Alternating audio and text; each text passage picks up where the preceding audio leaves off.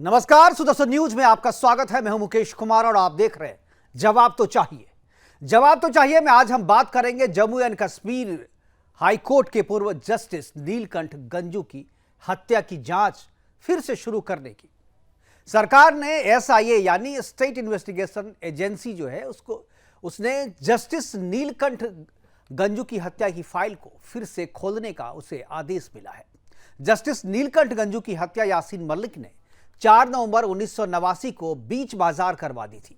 पाकिस्तान परस्त यासीन मलिक और उसके आतंकी संगठन जेकेएलएफ का उस समय कश्मीर में इतना खौफ था कि जब जस्टिस गंजू को बीच बाजार आतंकियों ने गोलियों से भूना, तब उसके आसपास खड़े लोग किसी ने भी उन्हें बचाने की कोशिश तो दूर, हॉस्पिटल पहुंचाना और उनके बॉडी तक जाने की भी हिम्मत नहीं जुटाई थी। 2 घंटे तक उनकी बॉडी सड़क पर यूं ही पड़ी रही। तब जाकर पुलिस वालों ने बॉडी को उठाया और फिर आगे की कार्रवाई हुई। जस्टिस गंजू की हत्या की जिम्मेदारी लेते हुए यासीन मलिक ने तब कहा था कि जेकेएलएफ के फाउंडर मकबूल भट्ट की मौत का बदला लेने के लिए जस्टिस गंजू की हत्या की गई है। जस्टिस गंजू की हत्या से 1 सप्ताह पहले बीजेपी नेता टीका लाल टपलू की हत्या भी इसी तरीके से कर दी गई थी। कश्मीर के हिंदुओं को चुन चुन कर मारा जा रहा था। मकसद कश्मीर को हिंदू विहीन करना था, उन्हें कश्मीर से भगाना था। एसआईए ने जस्टिस गंजू की हत्या की जांच शुरू कर दी है और लोगों से अपील की है कि जस्टिस गंजू की हत्या से संबंधित कोई भी जानकारी या सबूत किसी के पास हो तो वो उसे साझा करे। साथ ही एसआईए ने यह भरोसा भी दिलाया है कि जानकारी साझा करने वालों की पहचान जो है वो गुप्त रखी जाएगी। जस्टिस गंजू की हत्या का आरोपी यासीन मलिक पहले से ही जेल में बंद है और इस जांच की फाइल खुलने से उसे सजा देना थोड़ा आसान हो जाएगा। जस्टिस गंजू की फाइल खुलने से उन हजारों कश्मीरी हिंदुओं की उम्मीदें एक बार फिर से जगी है जो वर्षों से कश्मीर घाटी में मारे गए अपने परिजनों को न्याय दिलाने के लिए संघर्ष कर रहे हैं और कोर्ट में कश्मीर में मारे गए 700 से भी ज्यादा कश्मीरी हिंदुओं की हत्या की फाइल को फिर से खुलवाने के लिए अर्जी दर अर्जी दे रहे हैं। 2017 में सुप्रीम कोर्ट ने उनकी अर्जी को यह कहकर खारिज कर दिया था कि अब काफी देर हो चुकी है और घटना के सबूत जो है वो नष्ट हो गए होंगे। कश्मीर में हिंदुओं के जनसंहार में 200 से ज्यादा एफआईआर दर्ज किए गए थे, लेकिन किसी भी केस की जांच चार्जशीट तक भी नहीं पहुंची। कश्मीर से हिंदुओं का पलायन कराने के लिए वहां की पुलिस प्रशासन, सरकार और विपक्ष सभी एक साथ मिले हुए थे। आज अपने प्रोग्राम में हम चर्चा करेंगे कि क्या एसआईए जस्टिस गंजू के परिवार को न्याय दिलवा पाएगी। जस्टिस गंजू की फाइल तो खुल गई है, क्या लाखों कश्मीरी हिंदुओं की फाइल भी कभी खुलेगी? क्या उन्हें कभी न्याय मिल पाएगा? और सबसे अहम यह कि गंजू की हत्या की जिम्मेदारी लेने वाला यासीन मलिक जेल में बिरयानी ही खाता रहेगा या उसे फांसी भी होगी?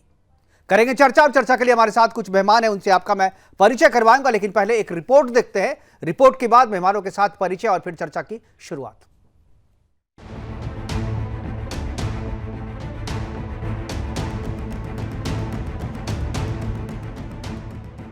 कौन भूल सकता है 90 का वो दशक जब इस्लामिक जिहादियों के द्वारा महर्षि कश्यप की भूमि कश्मीरी हिंदुओं के लहू से लाल कर दी गई थी। दुर्दांत इस्लामिक आतंकी यासीन मलिक हिंदुओं के जनसंहार का नेतृत्व कर रहा था।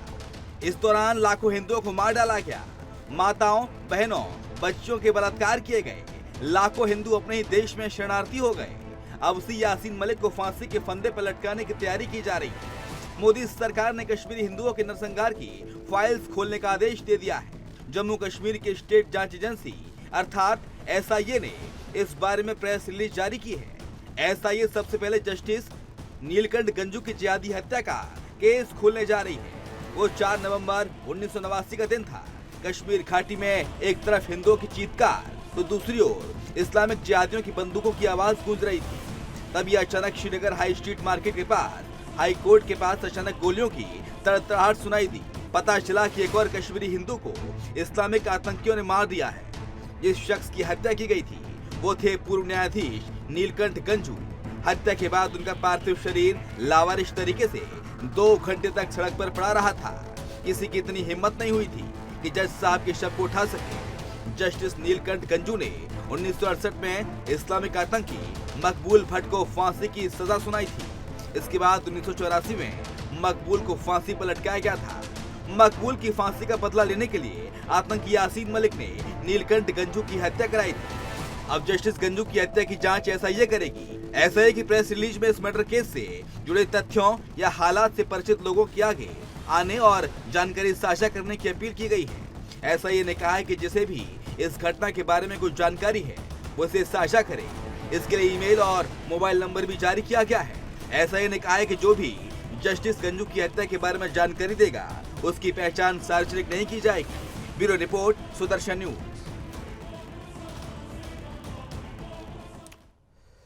तो कश्मीर की फाइल जो है वो खुल गई है और अब उन लोगों की उम्मीदें जग गई है, उन लोगों की उम्मीदें थोड़ी और बढ़ी है जिन्हें ये लगता था कि उन्हें अब न्याय नहीं मिल पाएगा।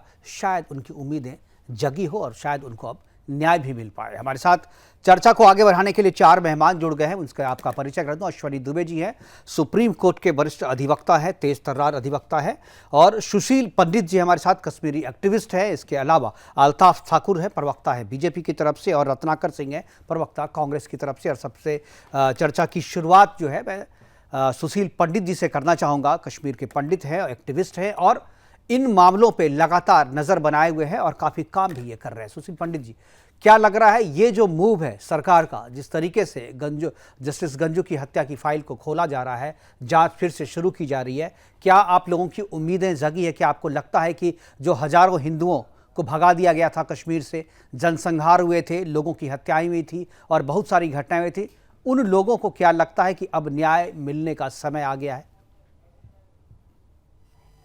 जी, हजारों नहीं लाखों हिंदुओं को कश्मीर से भगाया गया जी, और लाखों हिंदुओं को कश्मीर से भगाया गया ऐसा ही नहीं, एक पूरे के पूरे समुदाय से घाटी को खाली करा लिया गया। इसे एक हत्या या कुछ हत्याएं या बलात्कार या नरसंहार या अपहरण ऐसा कहना पर्याप्त नहीं है। ये हमारा जातीय विध्वंस था, जिसे अंग्रेजी में जेनोसाइड कहते हैं। संयुक्त राष्ट्र संघ की जेनोसाइड की कुछ डेफिनेशंस हैं। उसके तहत जो 5 क्राइटेरिया, कसौटियां उन्होंने इस जातीय विध्वंस की, जेनोसाइड की बनाई हैं, उसमें से 4 पूरी होती हैं। एक भी अगर पूरी हो तो उसे जेनोसाइड माना जाता है। हम 5 में से 4 उन मर्यादाओं को, उन कसौटियों को पूरा करते हैं जी। इसलिए ये केवल एक हत्या, जस्टिस नीलकंठ गंजू की हत्या नहीं है, ये सैकड़ों हत्याएं, सैकड़ों बलात्कार, सैकड़ों अपहरण, हजारों घर और लाखों जीवों को अपने पैतृक क्षेत्र से, अपने घरों से, अपने खेतों, दुकानों, व्यवसायों से, अपने पूर्वजों की भूमि से बेदखल किए जाने की एक प्रक्रिया रही। बिल्कुल। तो एक हत्या पर आप 34 साल बाद मुकदमा खोलते हैं, क्या उसे पर्याप्त माना जाएगा या इसका उपहास माना जाएगा? यह पहली बात है। दूसरी बात मैं आपको बता दूं कि जिन प्रावधानों के तहत यह मुकदमा चल रहा है, उसे एक हत्या का मुकदमा कहना, नीलकंठ गंजू की हत्या यासीन मलिक ने किसी निजी दुश्मनी के कारण नहीं की थी। बिल्कुल, बिल्कुल। या जब उन्होंने दूरदर्शन केंद्र के निदेशक लस्सा कौल को मारा था, या उन्होंने जब हमारे एयरफोर्स के स्क्वाड्रन लीडर रवि खन्ना और उनके 4 साथियों को मारा था, या उन्होंने सरला भट्ट का अपहरण करके बलात्कार किया था, तो ये निजी दुश्मनी के कारण किए गए निजी अपराध नहीं थे जिनको कि हमारी धाराओं के तहत चलाया जाता है। ये हमारे पूरे समुदाय के संहार की प्रक्रिया में किए गए अपराध थे।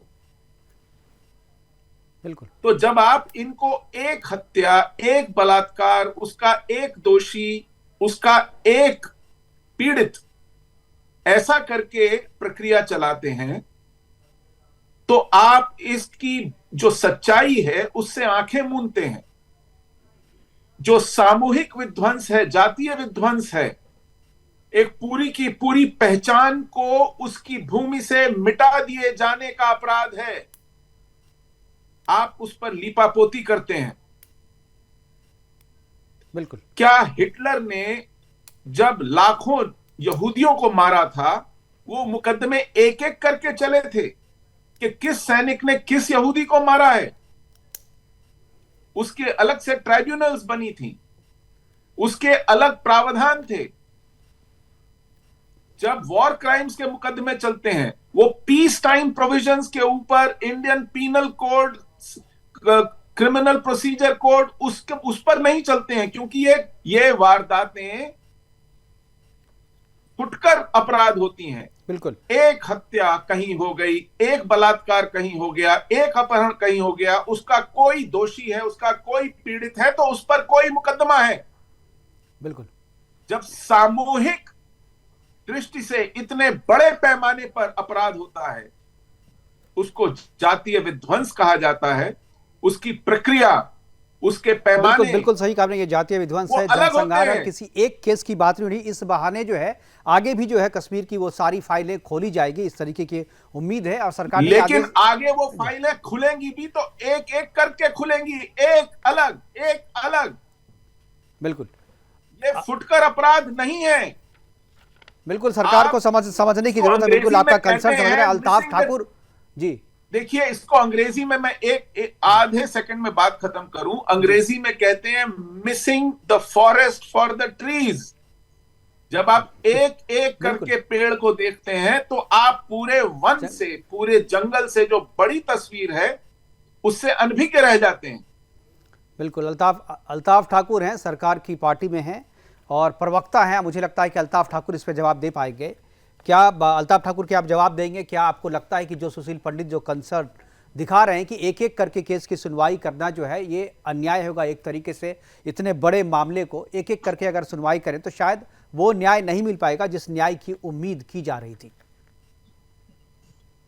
देखिए, सबसे पहली जो बात है कि देर से ही सही, लेकिन कहीं ना कहीं इंसाफ की उम्मीद जाग उठी है उन लोगों को, जिन लोगों को इस्लामीकरण के जरिए पाकिस्तान और पाकिस्तानी दहशतगर्दों ने निजाम मुस्तफा का नारा देकर जब कश्मीर से यहां भगा दिया और कश्मीर में जिस कम्युनिटी का पूरा नरसंहार कर दिया, इनकी जायदादों को जला दिया, कश्मीरी पंडितों को, बहुत ज्यादा जुल्म उन पे हुआ। और आज 34 साल के बाद जब पहली बार शहीद नीलकंठ गंजू साहब की फाइल खुल रही है, तो हमें एक उम्मीद और आशा ये रखनी चाहिए कि जिस तरह से आप शहीद नीलकंठ गंजू साहब की फाइल खुल गई है, जितना भी नरसंहार हुआ, जितने भी लोग इस दहशतगर्दी और इस इस्लामीकरण का, जिस तरह से मैं पहले भी कह चुका हूं कि एक नारा दिया गया, यहां क्या चलेगा, निजाम मुस्तफा, और ऐसे एक नैरेटिव बनाने की कोशिश की गई कश्मीर में और पूरे देश में, पूरी दुनिया में ये नैरेटिव बनाने की कोशिश की कि कश्मीर खाली मुसलमान का है और कश्मीर में खाली मुसलमान रह सकते हैं और यहाँ किसी और रिलीजन को, किसी और मजहब को रहने का कोई अधिकार नहीं, हक नहीं है।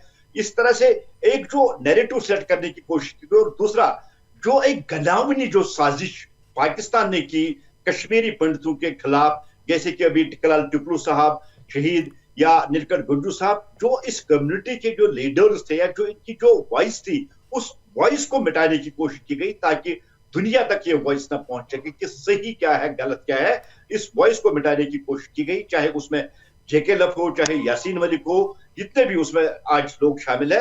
लेकिन आज के डेट में बड़े लॉन्ग उर्से के बाद, 34 साल के बाद, जब ये फाइल आज खोली गई नीलकंठ गंजू साहब, तो हमें उम्मीद रखनी चाहिए और हमें इस बात पे भरोसा रखनी चाहिए कि जो इंसाफ की मांग ये कम्युनिटी पिछले 34 साल से कर रही थी, वो इंसाफ डिलीवर करने का वक्त आ गया है। एक एक फाइल का मैं सवाल नहीं, मैं कहता हूं कि जितने भी आंकड़े हमारे पास मौजूद है, सब जितने भी लोगों को यहाँ शहीद किया गया, जिनको मार डाला गया यहाँ, उनकी फाइलें एक साथ खुल के आप इस कम्युनिटी को इंसाफ डिलीवर करना चाहिए। बिल्कुल आफ्ताब साहब, मुझे लग रहा है कि करीब 200 से ज़्यादा एफआईआर जो है दर्ज किए गए थे उस दौरान, और उनमें से कोई भी जो एफआईआर है वो चार्जशीट तक नहीं पहुंच पाई थी। तो अगर उन एफआईआर को ही अगर आगे परस्यू किया जाए, उन्हीं की जांच करा दी जाए, तो मुझे लगता है कि बहुत हद तक जो है मामला सॉल्व हो सकता है। बहुत हद तक जो है लोगों की जो उम्मीदें न्याय पाने की है वो शायद पूरी हो सकती है। तो उन एफआईआर को फिर से खुलवाने या फिर से जाँच करवाने की मांग, या अगर कोई मांग करता है तो क्या आपको लगता है कि सरकार को इस पर भी ध्यान देना चाहिए? हेलो। हाँ जी जी ठाकुर साहब जी जी जी जी देखिए, बड़ी लांग आज ही कश्मीरी पंडित आज ही ये मांग नहीं कर रहा है। पिछले जब से कश्मीर में दहशतगर्दी शुरू हो गई, जब से यहाँ पाकिस्तान ने एक निजाम चलाना शुरू कर दिया था, जिसका मैंने कहा था कि यहाँ क्या चलेगा, निजाम मुस्तफा, कश्मीर के हिंदुओं को यहाँ जबरदस्ती भगाना। जब से इस कम्युनिटी पे यहाँ जो बेताशा जो नरसंहार और जो जुल्म ये हुए, तब से ये कम्युनिटी इंसाफ की मांग कर रही है और 34 साल से यही दुहार लगा रहे हैं। लेकिन आज इस गवर्नमेंट का जो दिलेराना कदम है, जो पिछली गवर्नमेंट ने नहीं किया, और उसके आड़ में अगर आप मानेंगे कि 370 भी बहुत बड़ी रुकावट थी, जिसने इस कम्युनिटी को आज तक इंसाफ से वंचित रखा है। मैं आपकी वसादत से और मैं अपने इन साथियों से भी यही गुजारिश करूंगा और यही अपील करना चाहता हूं, अब इंसाफ का वक्त आ गया है।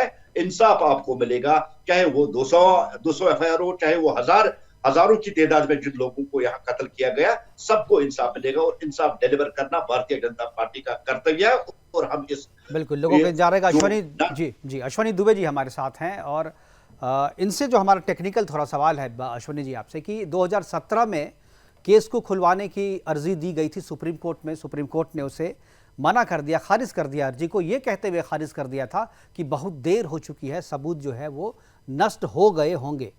क्या आपको लगता है कि इस तरीके के मामले में, जब चूंकि पॉलिटिकल सिचुएशन वैसा नहीं था, राजनीतिक समीकरण कुछ इस तरीके के थे कि पहले ये केस खुल नहीं सकता था, लेकिन जब पॉलिटिकल समीकरण इस तरीके के हुए तो कोर्ट को आगे बढ़ करके जांच का आदेश देना चाहिए था? और क्या आपको लगता है कि अगर मामला पुराना हो गया, 2 दशक 3 दशक बीत गए, तो क्या उसकी जांच नहीं हो सकती है?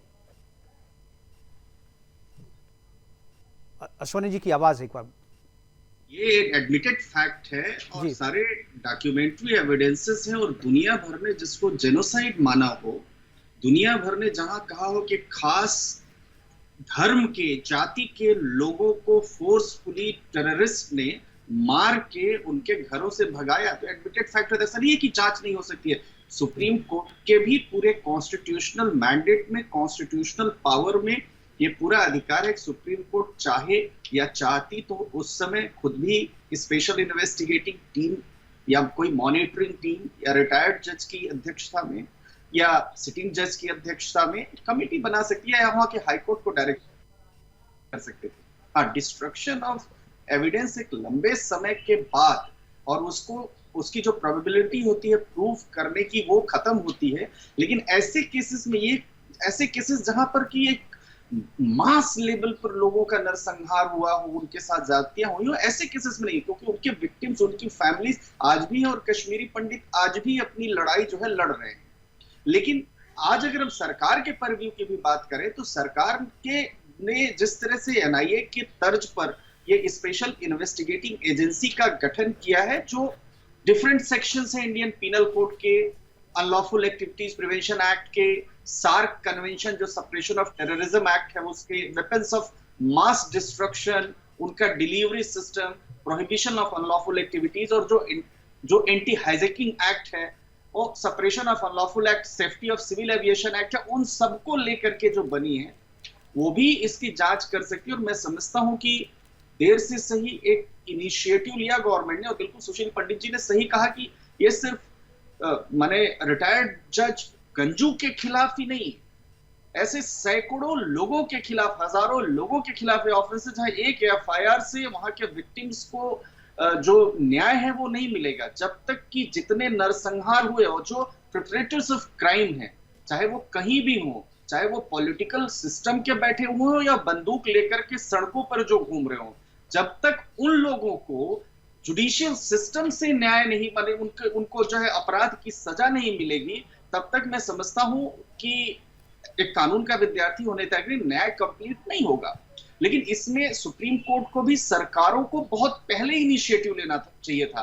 मैं समझता हूँ कि 2023 माने अगर 33-34 वर्षों के बाद कश्मीरी पंडितों के एक्सोडस के, उनके जेनोसाइड के बाद अगर ये एक्शन लिया जा रहा है तो ये बहुत नाकाफी है उनके जस्टिस के साथ। यानी जो अकाउंटेबिलिटी हमारे जुडिशियल माने जो संविधान के हमारे कस्टोडियन ऑफ कॉन्स्टिट्यूशन है, जो जजेस हैं, ऑनरेबल जजेस, उन लोगों को उस समय भी लेना चाहिए। लेकिन क्या परिस्थितियां रही होंगी वो तो उस समय के हिसाब से करें, परंतु आज भी जो एसआईए बनी है वो कन्फाइन ना होकर के सिर्फ एक केस के, मैं समझता हूँ इसके रिलेवेंट जितने भी और एविडेंस आते जाए और उस एविडेंस के साथ तमाम चेन को इंटरलिंक करते हुए और एक टाइम बाउंड मैनर में वो जो रिपोर्ट आए उस रिपोर्ट को फाइनल लॉजिकल एंड पर लेकर के जाएं और जितने भी प्रिपरेटर्स ऑफ क्राइम हैं उनके खिलाफ इमीडिएट और ऐसा एक्शन हो जो लोगों के बीच में मैसेज जाए, तभी ये कह सकते हैं कि उनको न्याय मिलेगा, देर से ही सही। बिल्कुल सही कह रहे हैं कि देर सही से न्याय मिल पाएगा। लेकिन एक चीज़ और मैं जानना चाहता हूं आपसे कि जो प्रोसेस है उस प्रोसेस में आज जितनी देरी हो चुकी है, शायद सबूत ढूंढने में जो है एसआईए को टाइम लगे या मुश्किल हो उनको। लेकिन यासीन मलिक ने जो कबूल किया था कि हाँ हमने मारा था और भट्ट की हत्या का बदला लेने के लिए मारा था, क्या उस बयान को, क्योंकि वो बयान तो आज भी रिकॉर्डेड है, वो आज भी इतिहास के पन्नों में दर्ज है, क्या उस बयान के आधार पे कानून जो है वो अपना काम नहीं कर सकती? जो आप जांच बिठा रहे हैं, फिर से केस को खोल रहे हैं, फिर से लोगों से कह रहे हैं कि सबूत भेजिए, क्या ये बयान सबूत नहीं हो सकता? नहीं, लेकिन वो तो सिर्फ एक यासीन मलिक को आप सजा देंगे ना जी। यासीन मलिक के साथ उस कॉन्स्पिरेसी में कितने लोग थे उस चेन में, उन सबको सजा देने के लिए आपको पर्याप्त एविडेंसेस चाहिए। यासीन मलिक ने तो वैसे कोर्ट के अंदर भी अपना ऑफेंस मान लिया है, अपने अपराध को मान लिया है, लेकिन उसको यासीन मलिक के साथ जितने लोग इस अपराध में संलिप्त थे, चाहे वो कहीं से भी हो, उन लोगों को अगर सजा देना है तो आपको प्रॉपर इन्वेस्टिगेशन भारत की न्याय व्यवस्था के मुताबिक चाहिए। और वो मैं समझता हूं, देखिए क्या है कि ये एडमिटेड फैक्ट है, ये यहां नहीं, देश भर में, दुनिया भर में उस समय जो जेनोसाइड हुए उन जेनोसाइड के एविडेंसेस अवेलेबल हैं। और सुशील पंडित जी जैसे लोग जो लगातार इस लड़ाई को लड़ रहे हैं, उनके पास उन लोगों की जो जितने भी एविडेंसेस हैं और लोगों जितने भी उस प्रताड़ित लोग हैं, सब इन लोगों के पास हैं। और मैं समझता हूं कि अगर इसको टाइम बाउंड मैनर में एक सही दिशा में सही जगह पर, लेकिन सरकार की मंशा बहुत इंपॉर्टेंट है इसमें। बिल्कुल सरकार की मंशा बहुत इंपॉर्टेंट है। और रत्नाकर सिंह जी हमारे साथ हैं, कांग्रेस के प्रवक्ता है। हालांकि जब ये घटना हुई थी उस समय सरकार कांग्रेस की नहीं थी, लेकिन कांग्रेस को जो वोटर हैं उनकी समर्थित उनके प्रति सहानुभूति रखने कांग्रेस रखती है, और इसलिए कांग्रेस को भी कहीं ना कहीं से लोग जिम्मेदार मानते हैं। रत्नाकर जी, क्या दो तरीके से मैं चाहूँगा कि आप अपनी प्रतिक्रिया दें। एक तो ये जो फिर से जांच शुरू हुई है जी, मैं चाहूँगा उस पर आप अपनी प्रतिक्रिया दें। और क्या आपको लगता है कि कश्मीर के लोगों को न्याय दिलवाने में कांग्रेस ने भी जो भूमिका निभानी चाहिए थी, कांग्रेस ने वो भूमिका नहीं निभाई? पहली चीज तो मैं मुकेश जी आपके उस स्टेटमेंट का मैं खंडन करता हूं और पुरजोर तरीके से खंडन करता हूं, जिसमें कि हमारा, आप कह रहे हैं कि किसी आतंकवादी के प्रति हमारी कोई सहानुभूति या सिंपैथी है। पहली चीज, कहीं पे भी किसी भी तरह के हिंसा अगर करने वाला व्यक्ति है उसका कोई समर्थन कांग्रेस पार्टी नहीं। यासीन मलिक को इतने दिनों तक आप लोगों ने संरक्षण दिया ना यासीन मलिक को। यासीन मलिक आपके नेताओं से इस आधार पे आप कह सकते हैं कि हमने संरक्षण दिया है। चलिए ठीक है, आगे बढ़िए। मैं बताऊंगा, यहाँ पे और भी लोग हैं, वो भी आपको बताएंगे। जी देखिए मुकेश जी, न्याय तो जरूर मिलना चाहिए। अगर कोई इस तरह से घटना हुई है और किसी की हत्या हुई, चाहे जस्टिस गंजू ही हो, न्याय तो सबको मिलना चाहिए। जो भी इस तरह का हिंसा का शिकार हुआ उसको न्याय मिलना चाहिए। जस्टिस गंजू को भी न्याय मिलना चाहिए, हम मांग करते हैं और समर्थन भी करते हैं। न्याय, मैं कहना चाहूंगा आपके चैनल के माध्यम से कि राहुल भट्ट को भी न्याय मिलना चाहिए। जो सरकारी कर्मचारी था, कश्मीरी पंडित था जिसको टारगेट किलिंग किया गया, उसको भी न्याय मिलना चाहिए। ये भारतीय जनता पार्टी की सरकार के शासनकाल में ही हुआ ना। न्याय तो रजनी को भी मिलना चाहिए, जो टीवी कलाकार थी, वो मतलब उसको भी, उसकी भी हत्या कर दी गई, उसको भी न्याय मिलना चाहिए। विजय कुमार बैंक मैनेजर था, उसकी भी आज तो उन सबकी जांच तो हो रही है ना, एफआईआर तो दर्ज हुआ ना। जांच तो आपने तो इस मामले को बिल्कुल ठप ही कर दिया था। आज फिर से इसे ओपन करना पड़ रहा है। आज जो 34 साल हो गए उसके लिए जिम्मेदार कौन है? 34 साल तक जो न्याय नहीं मिला इनको या फाइलें नहीं खुली, तो ये इसके लिए कौन जिम्मेदार है? हाँ, सुन लिया मैंने। जिम्मेदारी देखिए, जरूर जिम्मेदारी रिकॉग्नाइज होना चाहिए कि कौन जिम्मेदार है उस चीज के लिए। जांच तो भारतीय जनता पार्टी कराती रहती है, सालों साल कराती रहती है। 40 जवान जो हमारे शहीद हो गए आप पुलवामा में। लोगों का जिस पे बात कर रहे हैं सर उस पे बात कीजिए ना। अब बात इतनी गंभीर चर्चा हो रही है और आप फिर इस पे पॉलिटिक्स घुसे रहे हैं। आप नहीं, गंभीर जो कश्मीर पे बात कर रहे हैं तो कश्मीर पे बात कीजिए ना। आप कहाँ चले जाते हैं इधर उधर? आप नहीं बात करनी है तो आप बोलिए। कश्मीर की बात है तो कश्मीर की बात कीजिए ना। उसमें क्यों नहीं बात करूं मैं? आप बोल लीजिए, फिर मैं बोलता हूं। मैं क्या बोलूं? मैं जो सवाल पूछ रहा हूं उसका जवाब दीजिए ना। आपने सवाल पूछा, वो उसी का जवाब दे तो रहा हूं। कश्मीर पे ही रह के दीजिए ना। पूरे देश की चर्चा के लिए नहीं है टाइम हमारे पास। हर एक पुलवामा पे हमने 50 बार चर्चा कर ली है। पुलवामा पे 50 बार चर्चा कर ली है। कश्मीर पे चर्चा हो रही है। कश्मीर यही है ना आपका कश्मीर के लोगों के प्रति और कश्मीरियों के प्रति क्या जिम्मेदारी है, क्या दर्द है, वो देखने को मिलता है आप लोग को। इतनी 3 दशक का समय गुजर गया और आप लोगों ने इसको डिले करके रखा। आप लोगों ने जांच तक नहीं बिठाई, आपने एफआईआर को आगे नहीं बढ़ाया, चार्जशीट तक मामला नहीं पहुंचा। जिम्मेदार कौन है? कांग्रेस की सरकार थी। कौन है जिम्मेदार? जिम्मेदारी से भाग नहीं सकते आप। प्रश्न आपने पूछ लिया, मैं जवाब देने का मौका मिलेगा मुझे, मैं जवाब पूछ रहा हूं ना, दीजिए ना जवाब। दीजिए जवाब चैनल पे। और मुझे पूरी उम्मीद है मुकेश जी की मुझे जवाब देने का मौका दीजिए। जवाब सुन रहा हूं मैं, दीजिए। आप ही ने खुद अभी कहा कि उस समय हमारी सरकार नहीं थी। 90 के दशक में किसकी सरकार थी? 90 के दशक में भारतीय जनता पार्टी समर्थित वीपी सिंह की सरकार थी। 4.5 लाख लोग जो वहां से पलायन किए थे। आप बताइए किसकी जिम्मेदारी? मैंने उनको क्लीन चिट कहाँ दे दिया? और दूसरी चीज, मैंने उनको क्लीन चिट दिया क्या? अब आप बोलने नहीं देंगे। हर चीज के लिए नेहरू ही जिम्मेदार हो जाए, हर चीज के लिए कांग्रेस पार्टी ही जिम्मेदार हो जाए। तो भाई जनता ने जिसको सत्ता आपके अपने हिस्से की जिम्मेदारी तो लेंगे ना आप, रत्नाकर जी। तो आप तय करिए ना, उसकी भी जवाबदेही तय करेंगे। जवाब पूछेंगे ना अभी। अल्ताफ ठाकुर हमारे साथ हैं, पूछेंगे, देंगे जवाब ना। वो देंगे वो जवाब। आप अपना बात, आप अपने हिस्से की बात कीजिए ना। 10 सेकंड दीजिए खाली, अनइंटरप्टेड 10 सेकंड। देखिए कांग्रेस पार्टी शुरू से ही मांग करती आ रही है कि पुलवामा की जो साजिश रची गई उस साजिश का खुलासा हो। राज्यपाल जो रत्नाकर जी, आप मेरे पास समय नहीं है। मैं उस पे बात, पुलवामा में बात नहीं करूंगा। आप नहीं बोलेंगे, नहीं बोलेंगे क्योंकि आपको बोलना ही नहीं है इस पे। आप कश्मीर पे आप नहीं बोलेंगे। मैंने बोला जब बीजेपी की हिस्से की बात बीजेपी से पूछ लेंगे ना, अपने हिस्से की बात कीजिए आप। बीजेपी के प्रवक्ता बैठे हुए अपनी बात रखने के लिए। चलिए ठीक है, मैं एक बार सुशील पंडित जी के पास फिर से जाऊंगा। ठीक है रत्नाकर जी, मैं समझ गया। आप जवाब नहीं देंगे, क्योंकि आपके पास जवाब है नहीं। कुछ नहीं जवाब दे रहे, आप भाग जा रहे हैं वहां से। आप कश्मीर में रहिए ना, आप पंजाब क्यों भाग आते हैं, पुलवामा क्यों चले आते हैं? आपसे पूछता हूं तब जब मणिपुर पे बात होगी तो महंगाई पे करेंगे आप, महंगाई पे बात होगी तो पुलवामा चले जाएंगे आप, कश्मीर की बात होगी तो पुलवामा जाएंगे आप। चलिए ठीक है, मैं समझ गया। समय कम है सर, प्लीज। चर्चा गंभीर है आपके। ठीक है सुशील पंडित जी, क्या आपको देंगे नहीं आप? मैं क्या बोलने दूंगा तो आप पुलवामा चले जाएंगे, फिर उसके बाद मणिपुर जाएंगे, फिर महंगाई पे बात करेंगे। मौका ही नहीं दे रहे आप मुकेश जी। ठीक है आप, ठीक है चलिए दूंगा मैं मौका बाद में। अगर आप सोच लीजिए तब तक मैं सुशील पंडित जी के पास जाता हूँ। सुशील जी, क्या आपको लगता है कि सोचना नहीं है, तथ्य उसको रिप्रेजेंट करते हैं हम। ठीक है चलिए कर लीजिएगा। सुशील पंडित जी, क्या आपको लगता है कि ये पॉलिटिकल विल एक बहुत बड़ी वजह है जिसकी वजह से इतना डिले हुआ है, और सरकार केंद्र में जो थी अब तक या अभी जो है, क्या लगता है कि दोनों एक साथ मिलकर के इस डिले के लिए जिम्मेदार है? जी आपने बिल्कुल ठीक कहा। जो भारत की पूरी व्यवस्था है, चाहे वो न्याय व्यवस्था हो, चाहे वो प्रशासनिक व्यवस्था हो, या फिर वो हमारी राजनीतिक नेतृत्व की बात हो, सभी दलों का वह इस न्याय को दिलाने के प्रति उदासीन रहा है। लेकिन जिम्मेदारी से बचना और भागना ये अपने आप में त्रासद है। जब ये कहते हैं कि तब हमारी सरकार नहीं थी, 18 जनवरी 1990 तक, जब तक फारूक अब्दुल्ला ने रिजाइन नहीं किया चीफ मिनिस्टरशिप से, तब तक कश्मीर में कांग्रेस और नेशनल कॉन्फ्रेंस की साझा सरकार थी। बिल्कुल, उन्होंने ही फारूक अब्दुल्ला को सत्ता में बिठाया था। तो हमने उन्हीं की सरकार के छत्र छाया में ये पूरा संत्रास भोगा और हमें वहां से निकलना पड़ा।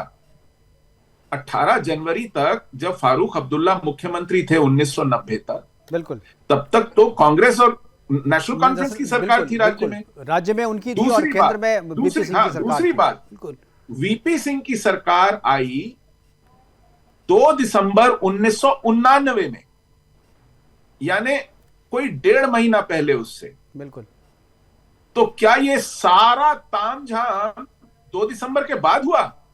सबसे पहली आतंकवादी घटना हुई 31 जुलाई 1988 को। याद रखिए तिथियां, 31 जुलाई 1988, जब श्रीनगर के सेंट्रल टेलीग्राफ ऑफिस में और दूरदर्शन केंद्र के बाहर प्रेस क्लब में रात को 2 धमाके हुए। दूसरी घटना हुई 17 सितंबर 1988 को, जब डीआईजी अली वटाली के घर पर आतंकवादियों ने हमला किया और जवाबी कार्रवाई में एजाज अहमद भट्ट, एक आतंकवादी जिहादी, मारा गया।